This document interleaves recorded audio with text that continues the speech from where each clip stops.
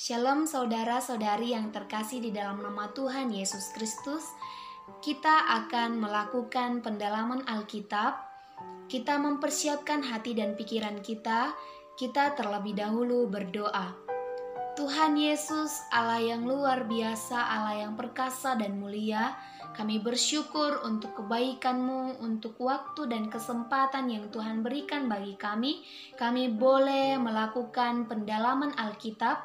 Berkati kami, hati kami, pikiran kami, telinga kami, agar kami boleh melakukan kebenaran firman-Mu dalam hidup kami. Inilah doa kami Tuhan, hanya di dalam nama Yesus Kristus kami berdoa dan mengucap syukur kepada Bapa di sorga. Amin. Saudara-saudari yang terkasih di dalam nama Tuhan Yesus Kristus, tema renungan kita pada hari ini adalah Yesus Kristus. Yesus Kristus adalah Allah. Pada mulanya adalah firman. Firman itu bersama-sama dengan Allah, dan firman itu adalah Allah. Yesus ke dunia untuk menyelamatkan umat manusia. Yesus Kristus tidaklah diciptakan, tetapi di dalam Dia segala sesuatu diciptakan yang ada di muka bumi ini. Sehingga Yesus merupakan yang sulung dan yang utama dari segala apapun yang telah diciptakan. Masih banyak orang yang bingung dan ragu akan ketritunggalan Allah. Masih ada banyak orang yang mengatakan bahwa Allah orang Kristen ada 3, yaitu Allah Bapa, Allah Anak, dan Allah Roh Kudus. Sesungguhnya Allah orang Kristen bukan 3, tetapi satu hakikat 3 pribadi. Allah Bapa bukanlah Allah Anak, dan Allah Anak bukanlah Allah Bapa maupun Allah Roh Kudus. Allah Bapa adalah Allah yang berperan dalam penciptaan bumi dan segala isinya. Allah Anak adalah Allah yang menyelamatkan umat manusia dan menebus manusia dari maut, dan Yesus Kristus mati, disiksa, dikubur, dan pada hari yang ketiga Ia bangkit mengalahkan maut. Sedangkan Allah Roh Kudus adalah Allah yang diutus oleh Bapa dan Anak ke dunia untuk mengingatkan manusia akan semua yang diajarkan oleh Tuhan Yesus. Allah Roh Kudus juga merupakan pribadi yang selalu menginsyafkan manusia akan dosa yang dilakukan oleh manusia. Yang menjadi pertanyaannya, yang pertama adalah, siapakah Yesus? Nah, pertanyaannya, siapakah Yesus? Kita boleh melihat di dalam 2 Korintus 4 ayat yang keempat, Yesus itu adalah gambaran Allah. Saya akan bacakan 2 Korintus 4 ayat 4. Yaitu orang-orang yang tidak percaya, yang pikirannya telah dibutakan oleh ilah zaman ini, sehingga mereka tidak melihat cahaya Injil tentang kemuliaan Kristus yang adalah gambaran Allah. Pertanyaan yang kedua adalah, siapakah Yesus bagimu?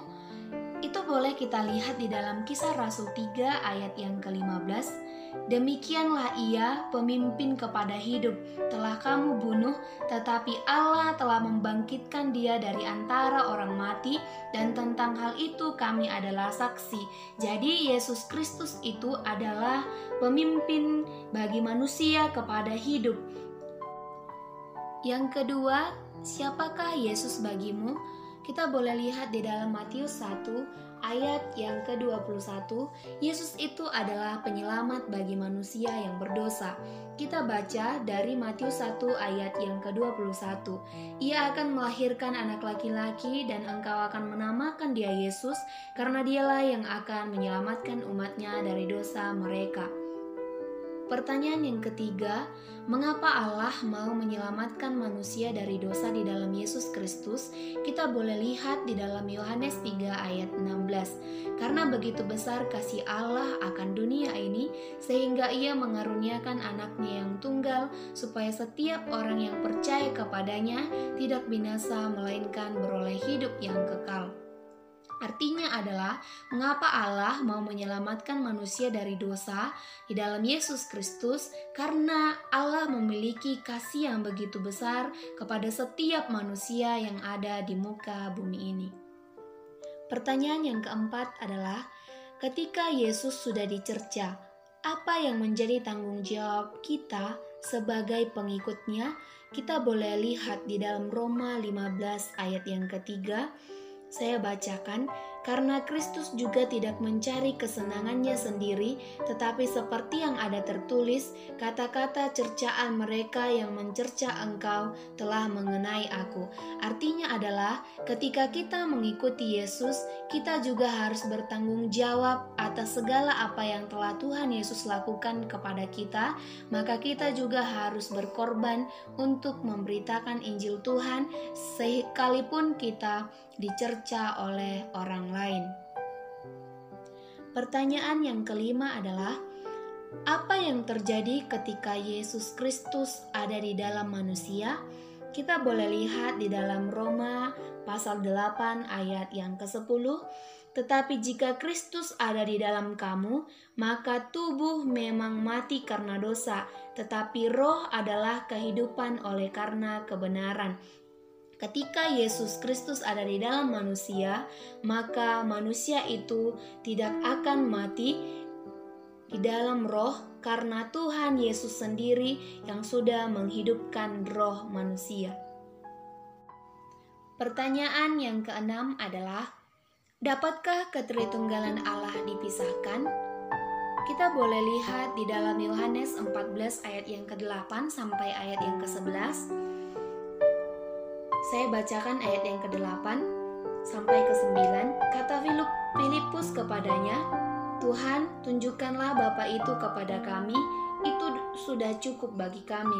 Kata Yesus kepadanya, telah sekian lama aku bersama-sama kamu, Filipus, namun engkau tidak mengenal aku.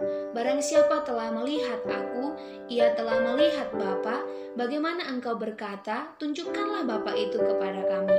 Ini artinya adalah bahwa ketritunggalan Allah itu tidak dapat dipisahkan.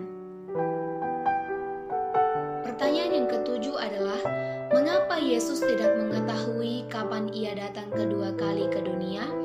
Karena Yesus memiliki peran tersendiri, yaitu menyelamatkan umat manusia.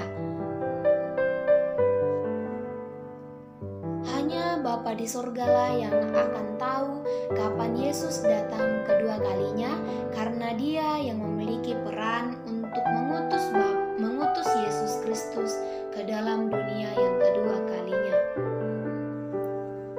Pertanyaan yang ke-8 adalah, apakah dengan Yesus tidak mengetahui kapan ia datang kedua kali ke dunia ini, artinya bahwa ia bukanlah Allah? Mengapa? Jawabannya adalah, ketika Yesus tidak mengetahui kapan ia datang ke dunia untuk yang kedua kalinya, bukanlah berarti dia tidak Allah. Dia tetap Allah. Mengapa? Karena Yesus Kristus dengan Bapa itu tidak terpisahkan. Saudara-saudari yang terkasih di dalam nama Tuhan Yesus Kristus, yang menjadi kesimpulannya adalah, manusia tidak sanggup memikirkan keilahian Allah. Manusia tidak mampu memahami ketritunggalan Allah. Karena Allah yang kita sembah, Allah Tritunggal, adalah Allah yang tidak terbatas. Oleh sebab itu, kita manusia yang terbatas tidak mampu memahaminya. Yesus Kristus adalah satu-satunya juru selamat. Barang siapa percaya kepadanya dan mengakui dengan hati dan lidah bahwa Yesus adalah juru selamat, maka ia akan diselamatkan dan akan mendapatkan kehidupan yang kekal di dalam kerajaan Allah, yaitu di sorga. Demikian PA yang kita bahas hari ini, yaitu bertemakan Yesus Kristus. Terima kasih, Shalom, Tuhan Yesus memberkati. Kita bersatu di dalam doa. Tuhan Yesus, kami bersyukur untuk firman-Mu pada hari ini. Kami boleh merenungkannya, kami boleh mendalami Alkitab, bukan dengan kekuatan kami, bukan dengan akal pikiran kami, tetapi bersama-sama dengan Roh Kudus yang Engkau taruh di dalam hati kami.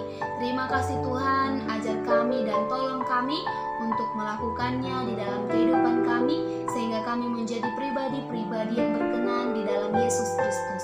Terimalah doa kami dalam nama Yesus Kristus.